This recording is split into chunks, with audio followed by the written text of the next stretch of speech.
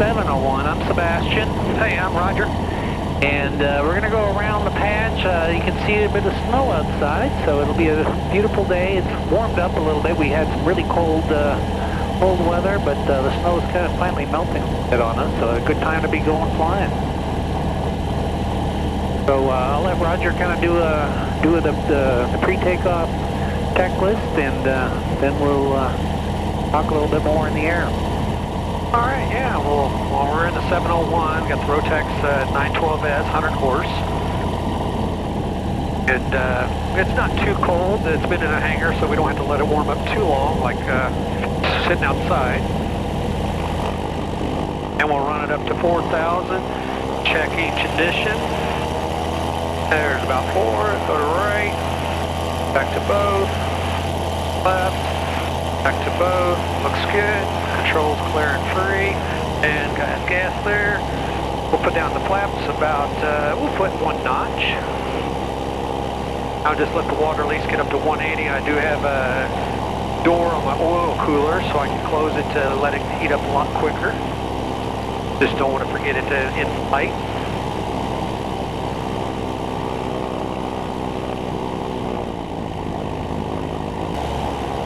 And so this is Roger's original 701 that I think you said you finished it in 98, is it? In 98, yeah. So it's, yeah, not a brand new airplane, and you can see the instrument panel on here kind of looks old school, steam gauges. But, you know, there's something to be said for that. And, you know, one of the things I like about this airplane, there's not much to look at on the panel, right, meaning it forces your eyeballs outside. Right. Which is, you know, a lot of the fun of flying an airplane like this is looking at what's outside, what's around us. Got the great bubble doors like this, so we can look straight down. Right. And everybody has their cell phone for the GPS if they want navigation. Oh, right. So. Yeah. Or a tablet. Right. Nice thing with the center stick like this, right, you can put an iPad on your lap if you wanted to, or strap it somewhere along right, as well. And like you say, cell phones work real well also for that.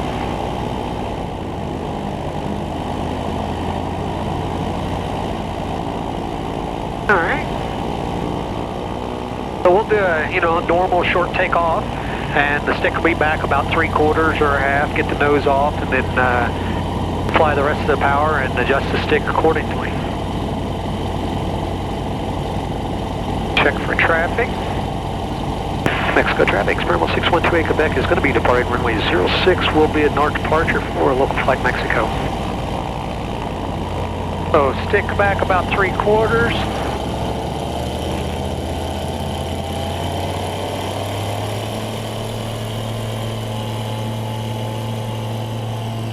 And lifts off. Yeah, we're both 2 people, full of fuel, and didn't even try. And the rotation and takeoff is part of the same movement, isn't it? It is. No, we're not climbing as steep as we can. Oh, we're no. 600-700 feet, but I can see in front of me. Yeah, yeah. I can feel that cabin heat working as well. It's Oh, nice. good. I can also feel we got a couple little leaks along the side here. But yeah. but that's, I know we haven't fully winterized this airplane because I know we haven't really taken any cross countries this winter yet, have we? So part of the purpose on this flight, I wanted to talk a little bit about the 701 because this year, 2026, is the 40th anniversary of the 701. And, you know, the original 701, I still remember it. I was a teenager at the time that it came out. It was kind of on the tail end of the ultralights. You know, the ultralights boomed. They came out of nowhere in the early 1980s. And, you know, the ultralight flying was something, you know, a lot of regular pilots stayed away from, but then it also introduced a lot of new people into aviation because these were fun airplanes, these were backcountry airplanes, and they were affordable airplanes, and especially the early ultralights. And so it introduced a lot of people to aviation, and then nearly as quickly as they came out of nowhere, I don't want to say they disappeared, but they kind of really peaked and lost popularity. And I think part of that was that some of these early ultralights, we saw they were very limiting as well. You know, legally they were single seat only, open cockpit because of the weight restrictions. You were stuck with the little 2-cycle Rotax, air-cooled only, so good little engines, but they also didn't get didn't give you much warning when something would go wrong on them. And because 2-cycle, they vibrated quite a bit. It wasn't usually that the engine would quit, but maybe your carburetor would fall off, things like that. No, it's true. It was a thing. I remember my dad would take safety wire to hold the carburetor in place. If nothing else, at least you wouldn't lose your carburetor. Sure. Like physically, it might fall off the motor, but you wouldn't be without a carburetor. But things like that. So and then of course open cockpit, which is kind of fun and exhilarating on the other hand. On the one hand, it forced you to be very slow. It was kind of a nice weather, like a day like today. You certainly wouldn't want to be in an open cockpit airplane unless you were properly geared for it. And you know, look at the beautiful scenery today. Isn't that beautiful? It is. Great. Low and slow, we like to call this. So much fun. The top window is great to use on the... Wow. So much fun. And you know, and I love our other Zeniths. You know, I fly the CH-750 Cruiser quite a bit and the STOL airplane. But when you fly the 701, the steep turns like we see right now, just exhilarating. Well, I don't know if everybody can see this, but when I'm in a turn, watch. I have my arm rested on my leg and my hand on the Y stick, and watch. I kind of just move my leg a little bit, and everything is almost like a helicopter. Yeah. Very little movement. Very you really nice. do. That's so true. And what I like, though, at the same time, you know, like you make the analogy with the helicopter, it's not sensitive, right? You can take your hands off the control, put your hands on it, very little, so it's very intuitive. Such a nice, very positive stability. Nice feel, yeah, very much. Such a nice airplane to fly. So back, you know, the 701, you know, so 40 years. So when it came out, it was really kind of ahead of its time because it was on the tail end of the ultralights, meaning in the sense that it was pretty much, I'd say, as easy to fly as an ultralight in the sense, very good handling, very short takeoff. You didn't need an airport to fly it in, and you know, the very lightweight, high drag characteristics that is characteristic of ultralights. This really shares it in many ways. At the same time, this is a real airplane. You know, we're enclosed here. It's cold outside. We got cabin heat. Really nice. We're comfortable. Side-by-side seating. Visibility is amazing. Again, of course, being closed. You know, I'm not even wearing a jacket today. It's like, I mean, it's that nice. Even though it's probably about freezing outside right now. Right. And so, again, just has the capabilities. Of course, one of the unique things, you know, with the Chris Heintz designs, he introduced a tricycle nose gear configuration, steerable nose wheel, and that, number one, on the ground, so much easier to you know, taxi around, and then of course steerable nose wheel, so you can actually go places without using your power. And then as a STOL airplane, of course, giving it real off-airport capability while still being a tricycle gear airplane, which is kind of which was unusual at the time. And then even things like the shorter wingspan, so that if you're in an off-airport environment, you didn't need as clear of an area, also. And so right from the beginning, been a very popular design because it's just done what it's done so well. And it's over the years, it's nearly grown in popularity, which is, you know, a lot of designs, they'll kind of peak and then you know, something else will replace them. With the 701, even though we've come up with the 750, the 801, you know, the larger versions of that airplane, there's still some of the nice flying characteristics of being just a very light airplane. And how much do we weigh right here, Roger? Empty, you're what, under 700 pounds? Oh, you're yeah, 630, something like that, yeah. Something like that. We're right at 1,100 pounds. And then, right, so it's just a lightweight airplane. And of course, the Rotax, you know, it didn't exist in 1986. The Rotaxes came out in the very early 90s, the Rotax 912 engine, the 4-cylinder, 4-cycle. You know, it really breathed new life in this design because being a lightweight, geared engine, very reliable, it gave a lot of new life into an airplane like this. Well, you know, the new 701 has the raised roof, and that's why a lot of customers went with the 750 to give more headroom. But guys need to start looking at the 701 because now they got the extra 3 or 4 inches. Right. And that's the other big thing with the 701 that you're buying today is a very different engine or airplane because of the kit itself. But now we're final hole size match drill just like our other modern kits, so it's much easier to build. And being a relatively compact airplane, you've got fewer rivets in the 701 than you'd have in the 750. So from that standpoint, a little bit quicker, a little bit easier to build. And then also from a hangaring standpoint, it's got a narrower wingspan. You can fit that in the back of a hangar quite easily, or even a barn. We get a lot of farmers around here using 701s, those little farm vehicles.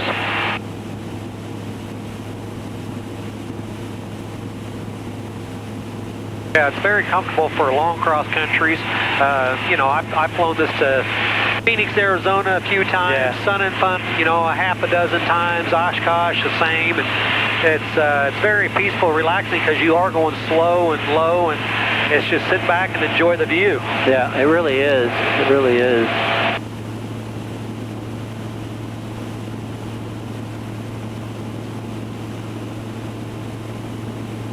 Now, changing the topic a little bit, I'm going to talk about the workshops coming up in Yuma, Arizona, and in Boerne, Texas.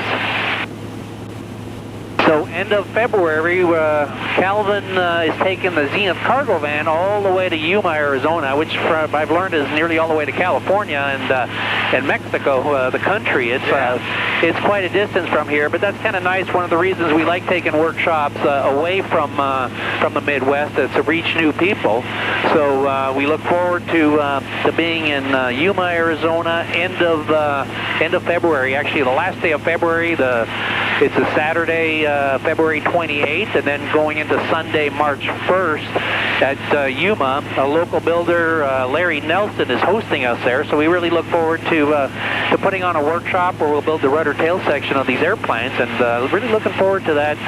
I've never been to Yuma myself, and so I look forward to getting to know that area and to meeting with existing builders from Southern California and from Southern Utah and Arizona, of course, and holding one of our workshops. So I think we still have a few spots available for that as of this time. So certainly invite anybody in the Southwest United States to come out for that. And the same thing, if you're an existing Zenith builder and flyer, we'll be hosting a little fly-in there on the Sunday, March 1st at the same time. And Larry's putting in some nice program. Larry will share information about learning to fly his Zenith IFR, and then of course Larry also, he has an engine oil analysis company. Talk about the importance of getting an engine oil analysis to be able to predict problems, potential problems with an engine before they occur.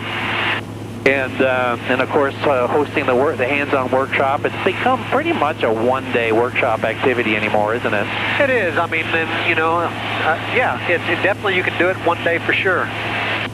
And then also the following week, March 6th and 7th, we'll be back in Boerne, Texas, and that's down near San Antonio. And I think you'll be flying out to that one as well, right? Yes, I'll be attending the Boerne, Texas workshop. And this is going to be our, what is it, 6th, 7th, 8th year. We've got a great community of builders out by San Antonio, and of course our host Bill Fahey does a great job, as along with Mark Ogden and Jamie Pujols, and just great. Great hosts out there, so we look forward to returning out there. And again, invite any of you to come out and get started building your Zenith at one of these events. And because Calvin will be taking the cargo van, we'll be delivering kits along the way once again. So really look forward to reaching out into new markets and enjoying that. Of course, we won't be able to see the same kind of landscape as right here, will we? No.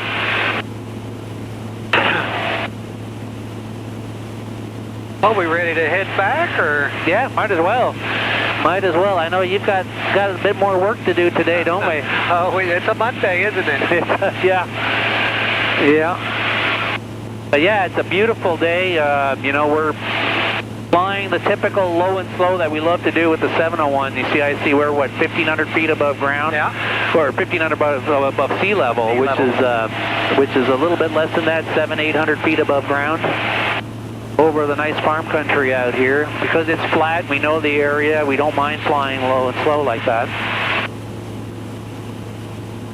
Mexico, traffic, Springmall 6128 Quebec is 2 miles to the north, inbound landing 06 Mexico.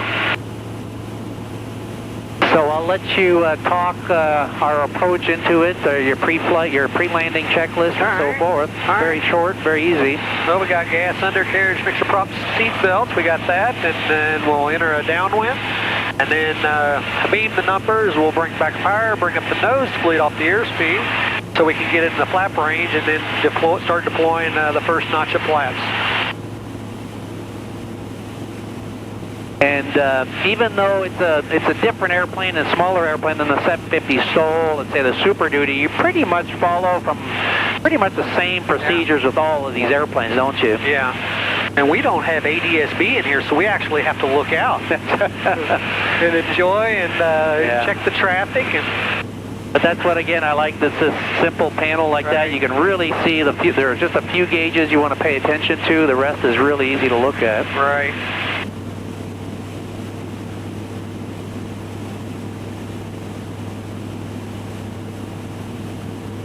And beam the numbers, bring back power.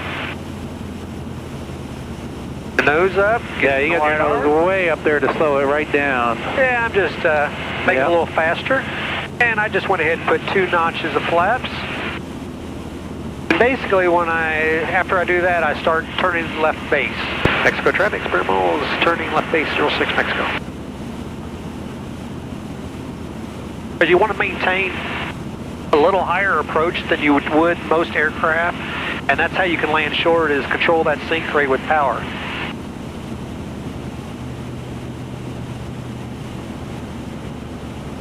It has been a while since I've been in the 701, so it might take a little further down the runway than used to. Used to fly in the Super Duty or 750. And well, we'll see how you do. Mexico traffic, Springmall turning final 06 Mexico. And we're on short final. Rudder pedals are working.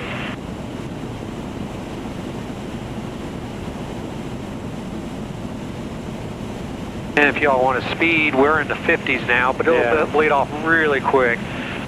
And maybe add just a touch of power just to slow it down, the sink rate. Yeah, keep now that in the 40s. Yeah, now I'm not looking at the speed, I'm just going by feel, looking out the side, touch the mains, and chop the power. And yeah, good job. Center, but I was trying to be nice to me. Huh? Trying to be nice to you.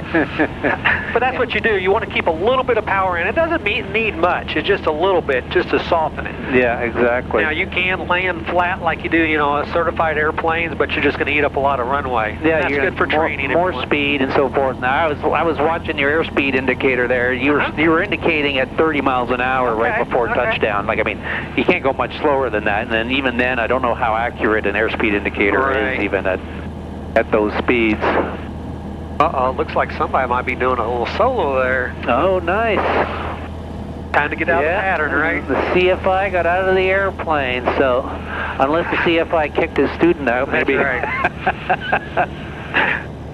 But that's always why it's a beautiful weather to do a solo.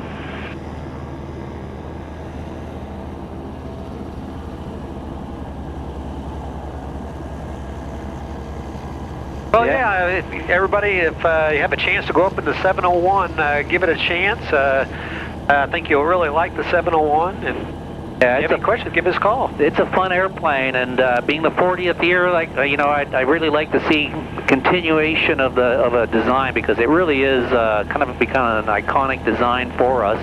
And when I talk to Zenith builders, 8222 Foxtrot, taking off or taxiing runway 6, Mexico. What an exciting time for the going solo, huh? Yeah. But like I was saying, this iconic little airplane, and just a great little design. If you're looking for an affordable airplane that's easy to build, easy to fly, this is really something to look at seriously.